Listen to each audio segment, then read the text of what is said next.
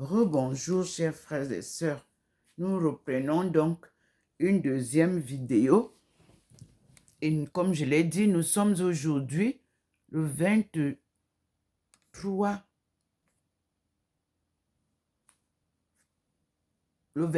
février 2024. C'est un vendredi et nous continuons à la lecture du livre que le Seigneur nous a montré. Voilà, nous sommes regroupés là maintenant à l'entrée de ma chambre. On commence la marche.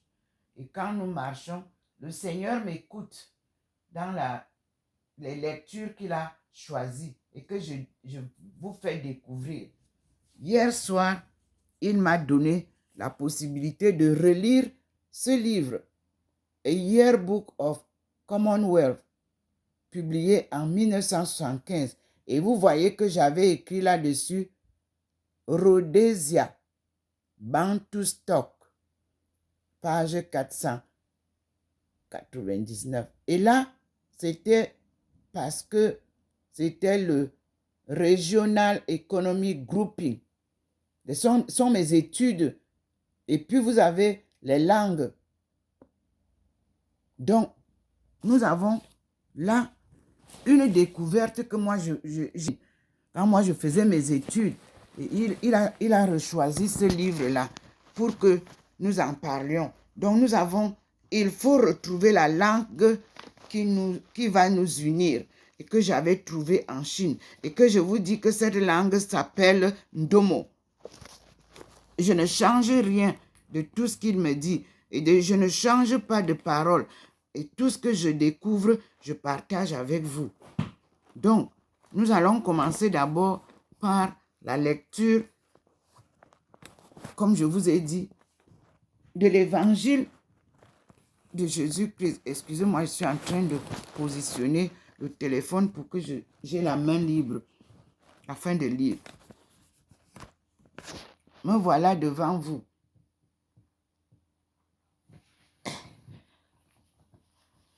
Et je commence la lecture avec le Seigneur.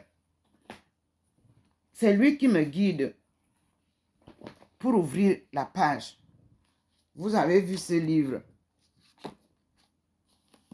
Il est écrit l'Évangile de notre Seigneur Jésus-Christ, le Fils de Dieu. Donc, ça a été publié, comme je vous ai dit, à Tours. J'ouvre devant vous. Je n'ai pas choisi. Il va me guider. J'ouvre comme ça. Et je suis à la 6e partie, chapitre 2. Le plus grand commandement de la foi. C'est ce qu'il me fait lire. Et je commence. Page 200 et page 201. Nous lisons. Toi-même, à ces 2 commandements sont suspendus toute la loi et les prophètes. C'est une lecture qui vient de derrière. Et comme je vous ai dit, le livre est vieux, donc je dois ouvrir. Il y a une page qui est fermée là. Nous ouvrons la page avec ça. C'était nos téléphones, l'ICA mobile. Donc, nous sommes à la page 200. Elle est fermée avec la page. Donc, j'ouvre parce que ce sont les vieux livres.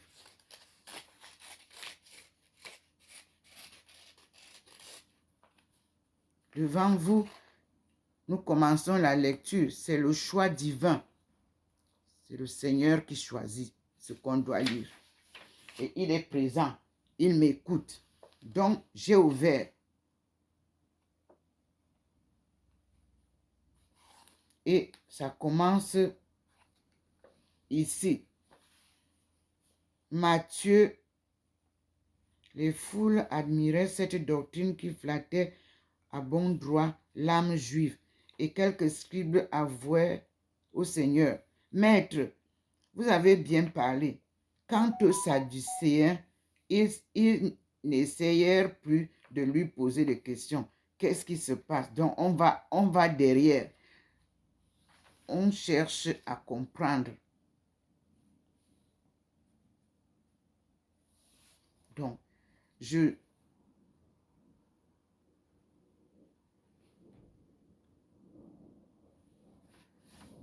me renvoie. Nous sommes à la page 200. On lit à partir de la page 199.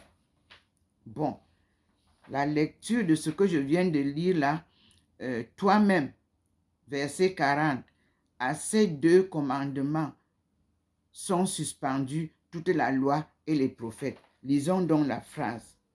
Là, nous sommes Matthieu 12, verset 34. Je commence la lecture. Lorsque les pharisiens apprirent qu'il avait réduit au silence les Sadducéens, ils se réunirent. Verset 35. Et l'un d'eux, un docteur de la loi, l'interrogea pour l'éprouver. Verset 36. Maître, quel est le grand commandement de la loi? Nous sommes à l'école du Seigneur. Ici, c'est l'étude du plus grand commandement. Et nous sommes avec Jésus-Christ qui prêche lui-même. Et il nous fait écouter ça. Ce que les apôtres ont repris dans leurs évangiles. Jésus même nous parle maintenant, lui-même. C'est le choix de lecture. Et je lis.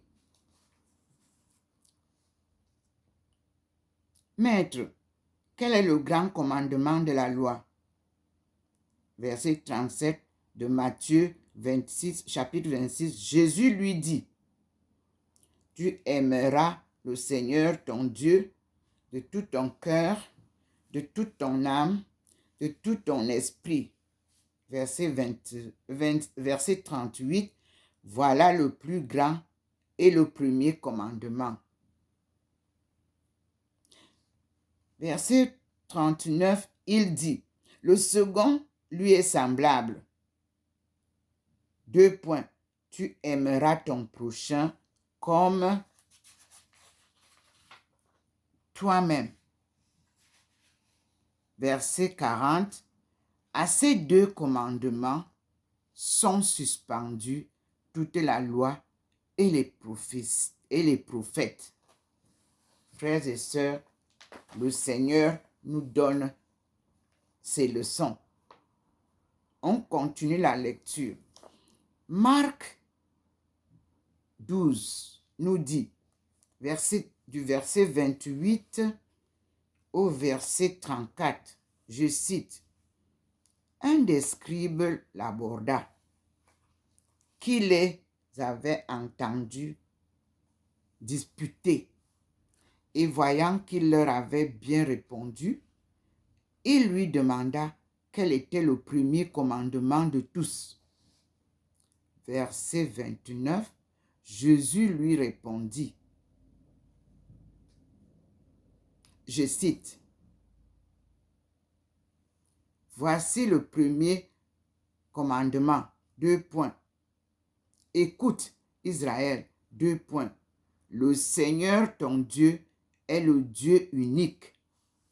Point virgule. Verset 30. Tu aimeras le Seigneur ton Dieu de tout ton cœur, de toute ton âme, de toute ta pensée et de toute ta force. Tel est le premier commandement.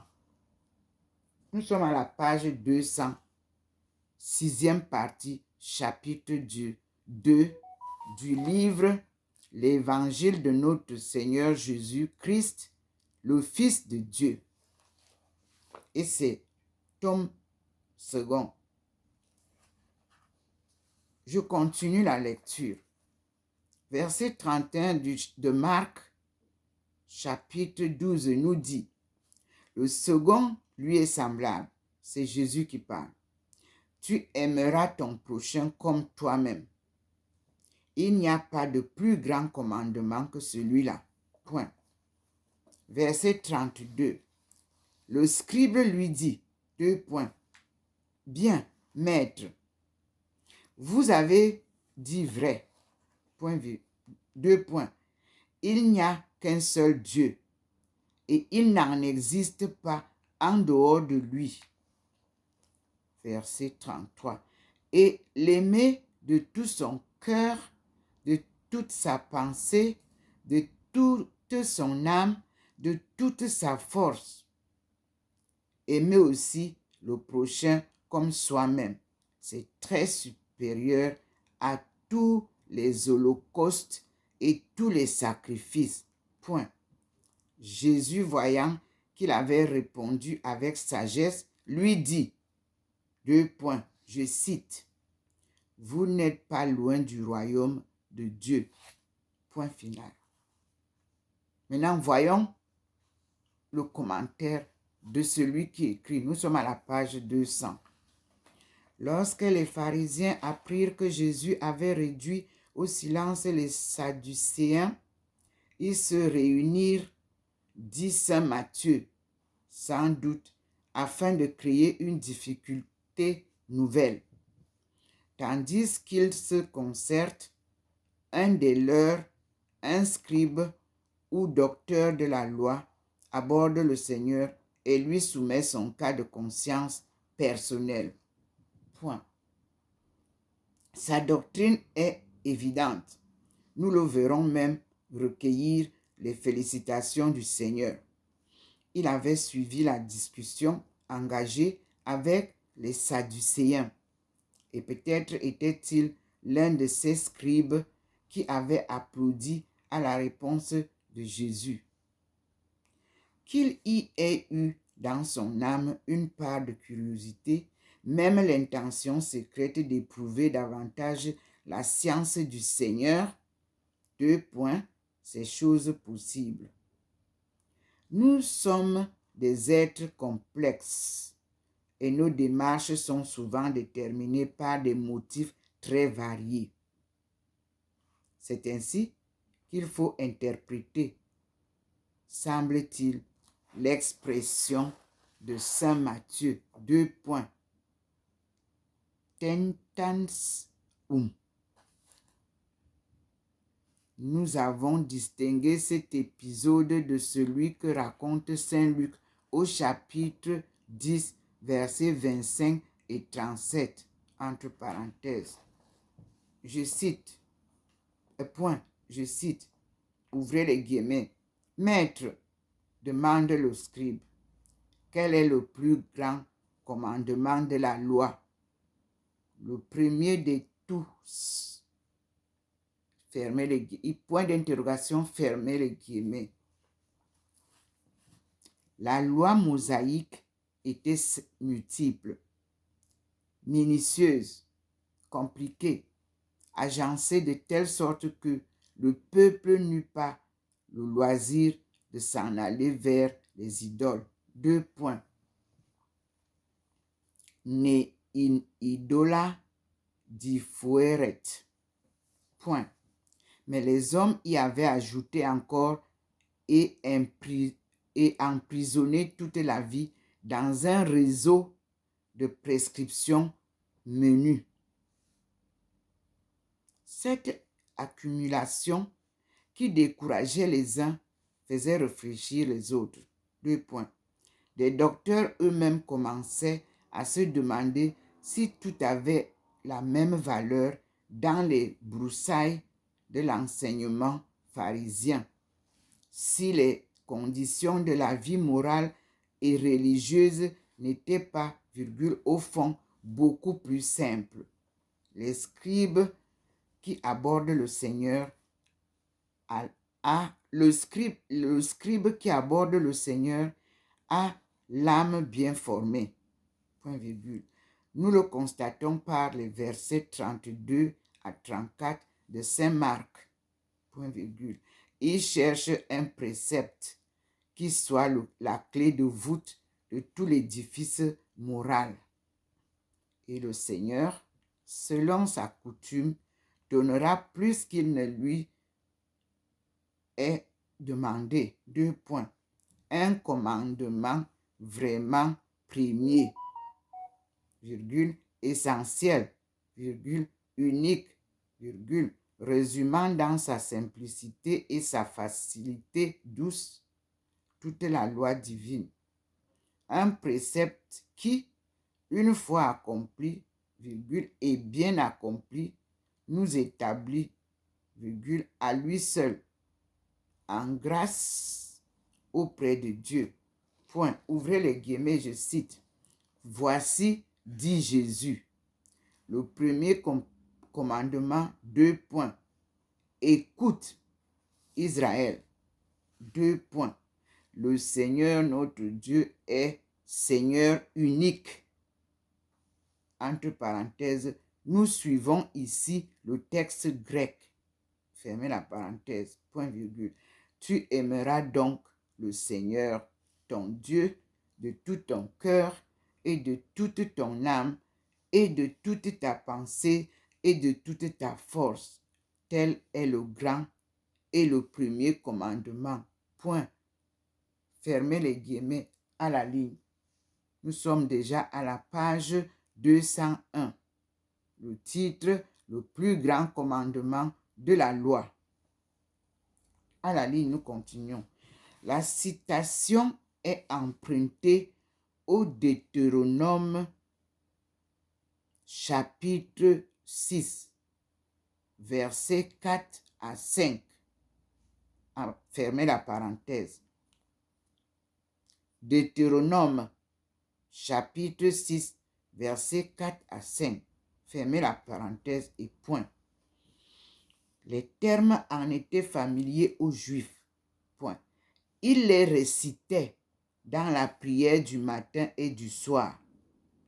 Ils les écrivaient sur les bandelettes de parchemin qu'ils portaient devant les yeux et attachaient ça et là. Ils les gravaient sur le seuil et sur les portes de leur maison. Point. La vie juive tout entière n'avait d'autre dessein, semble-t-il, que de proclamer cette doctrine. 2 points. Le Dieu unique, précisément parce qu'il est unique, doit être aimé uniquement. Jésus fait de ce même précepte la base du christianisme. Point. Il n'autorise nul partage dans nos affections et notre culte. Point. Celui qui est la tendresse, la beauté, la pureté infinie ne demande qu'une chose à l'homme. 2 points. Son amour. Point virgule. Mais l'exigence est absolue. Il n'est rien en nous que nous puissions délibérément soustraire à Dieu. À lui, tout notre cœur, c'est-à-dire la tendresse profonde, la direction secrète qui nous fait orienter notre vie vers un bien que nous considérons comme notre dernière fin. Point virgule. À lui, toute notre pensée, notre intelligence, point virgule, à lui, toute notre âme, c'est-à-dire l'ensemble des facultés vitales ou sensibles, point virgule, à lui, toute notre force, c'est-à-dire l'exécution des bons desseins et l'activité extérieure, point à la ligne. Ouvrez les guillemets. Voici, ajoute le Seigneur, un second commandement, 2 points. Tu aimeras ton prochain comme toi-même. Entre parenthèses, Lévitique, chapitre 19, verset 18. Fermez la parenthèse. Il est semblable, au premier. Fermez les guillemets. Il lui ressemble dans son acte, virgule, dans son motif, dans son objet, point virgule. C'est encore Dieu que nous aimons quand nous aimons le prochain et que nous exerçons à son égard la justice et la charité. La seule différence, c'est qu'ici, il n'y a point de précepte d'aimer par-dessus toute chose. Deux points. On demande à l'homme d'aimer autrui comme soi-même. Point. Car nous sommes tenus de nous aimer nous-mêmes. Tiret. Selon Dieu et sagement. Point virgule. Et nous devons aimer Dieu comme fin. F-I-N. La fin. En lui rapportant toutes choses. Deux points. Nous-mêmes et le prochain. Point. Ainsi donc, c'est toujours d'aimer qu'il est question. Deux points. Aimer Dieu, s'aimer soi-même, aimer le prochain qui est comme nous, virgule, de la famille de Dieu. Point. Ouvrez les guillemets encore. Il n'y a pas, dit Jésus, de plus grand commandement que celui-là. À ces deux préceptes sont suspendus la loi et les prophètes. Point. Fermez les guillemets. Toute la doctrine d'Israël repose sur eux, se résume en eux. Point à la ligne. Saint Marc nous laisse voir l'impression produite sur le scribe par la réponse du Seigneur. Deux points. Ouvrez les guillemets, je cite. « Ô maître, que vous avez dit vrai !» Point d'exclamation. Il est unique et il n'en existe pas en dehors de lui. Point. Et l'aimer de tout son cœur, de toute sa pensée, de toute sa force, aimer aussi le prochain comme soi-même, c'est très supérieur à tous les holocaustes et les sacrifices. Fermez les guillemets. Vous verrez entre parenthèses, Confère 1 Roi, chapitre 15, verset 22, point virgule, Psaume 59, point virgule, Isaïe, chapitre 1. Fermez la parenthèse.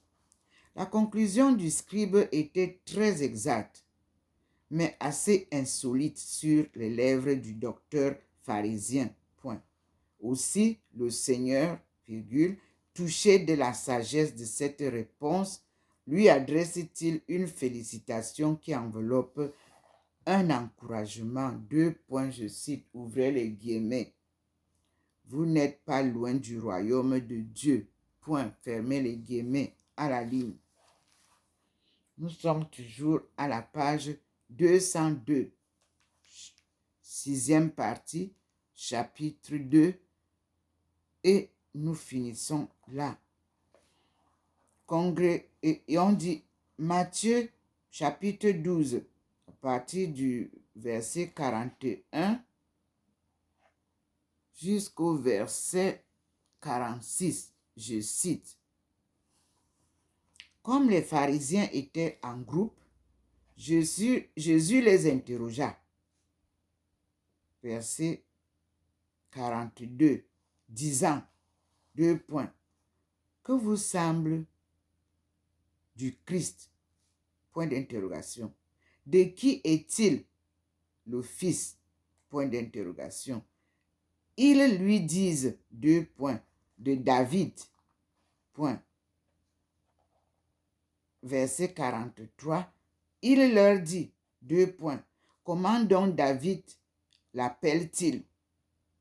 Il leur dit, c'est Jésus qui leur dit, deux points, comment donc David l'appelle-t-il en esprit, Seigneur, disant, deux points, le Seigneur a dit à mon Seigneur, asseyez-vous à ma droite jusqu'à ce que je fasse de vos ennemis l'escargot l'escabeau de vos pieds.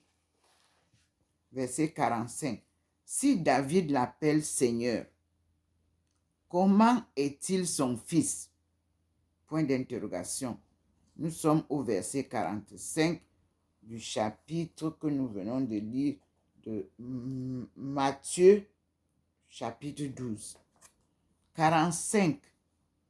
Si David l'appelle Seigneur, comment est-il son fils?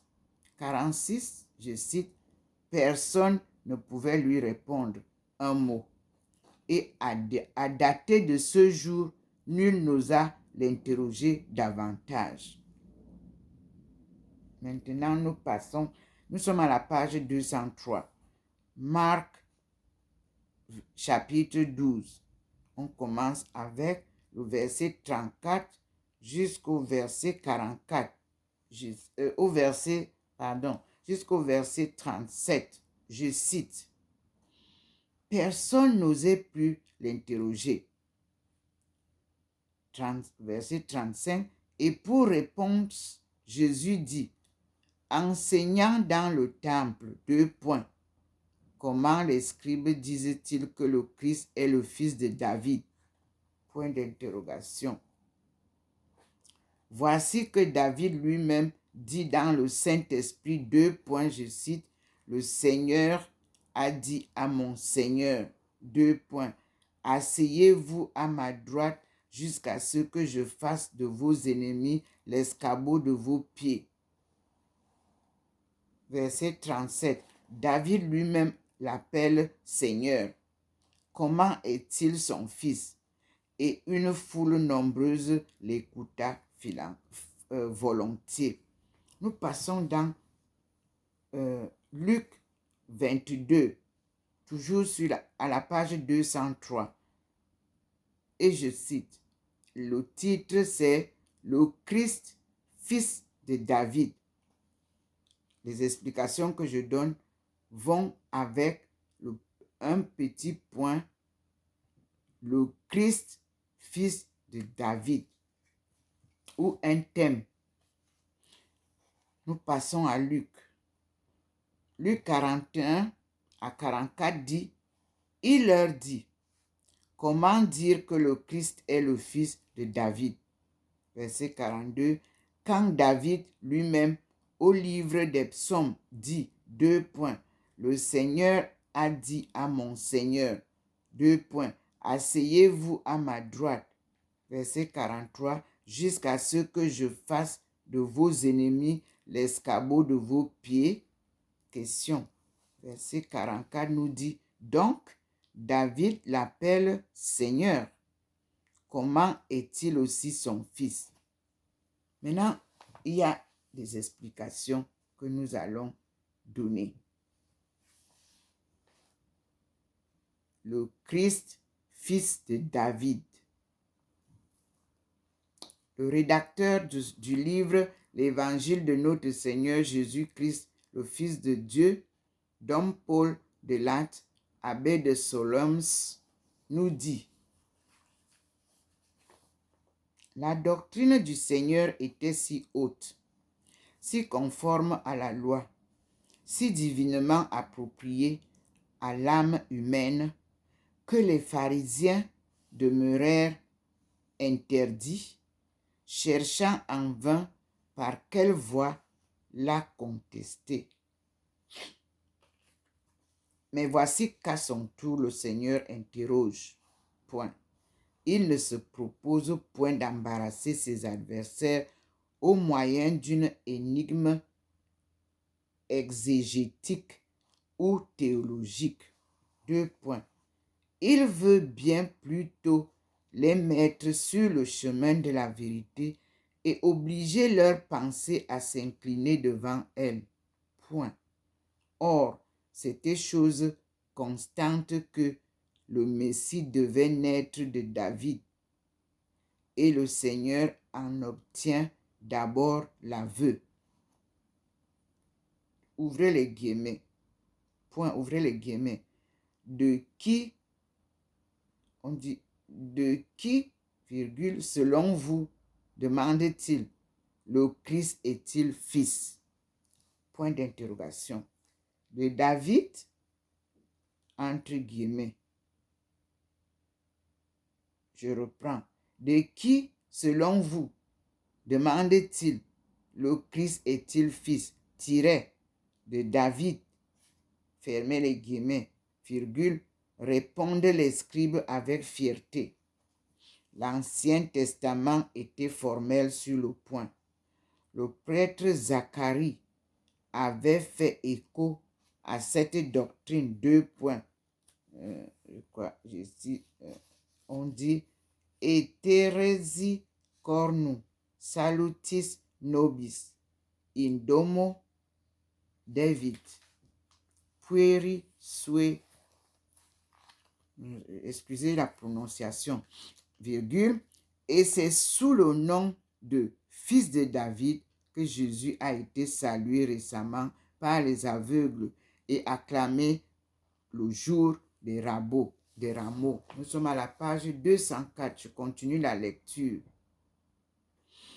Sans nul doute, le Christ est le fils de David. Point virgule. Mais est-il exact de le limiter à sa race, à son temps, à son pays? Quel est donc le sens de cette scène d'éternité que David lui-même, sous l'influence de l'Esprit de Dieu, nous a décrit au psaume 50, au psaume 109, 2 points. Yahvé parlant au Messie, fils de David, l'invite à partager le trône de Dieu comme roi souverain, comme prêtre et prêtre éternel, selon l'ordre de Melchizedek ou Melchizedek. Point d'interrogation. C'est le même personnage désigné à la fois comme fils de David, comme seigneur de David, puis invité à s'asseoir à la droite de Dieu jusqu'au jour et jusqu'au-delà du jour où Dieu aura prosterné à ses pieds, virgule, aux pieds du Messie, tous ses ennemis. Point. Comment cela peut-il se faire? Demande Jésus.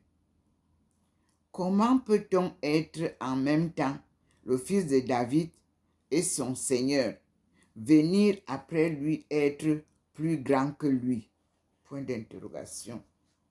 À la ligne, reconnaissons ce procédé aimable que laisse aux interrogés l'honneur d'apprécier et la joie de formuler eux-mêmes la vérité.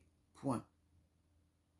Mais les dispositions des maîtres en Israël n'étaient point celles de Saint-Pierre, ni celles de Nathanaël. Point. Nul ne consent à aborder le problème. 2 points. Les âmes sont volontairement fermées. Point virgule. Les pharisiens ne pourraient répondre qu'à la condition de grandir encore, de grandir encore celui qui se donne pour le Messie et que le peuple reconnaît comme tel. Point. Ils se taisent donc, eux, les commentateurs, attirés de l'écriture. Point virgule. Et l'échec successif de toutes ces rencontres avec Jésus leur enlève la tentation de l'interroger davantage et de lui rendre de nouveaux pièges, et de lui tendre de nouveaux pièges, s'il vous plaît. Saint Marc ne manque pas d'observer que la foule nombreuse écoutait avec un réel plaisir. Point. C'est à elle, dorénavant, et aux disciples, virgule, que le Seigneur adressera ses derniers enseignements. Maintenant, nous sommes arrivés aux explications et nous passons maintenant à Matthieu 13, du verset 1 au verset 12. Je cite. Alors Jésus parla aux foules et à ses disciples, verset 1, verset 2, disant, je cite, la parole de Jésus. Les scribes et les pharisiens occupent la chaire de Moïse. 2 points.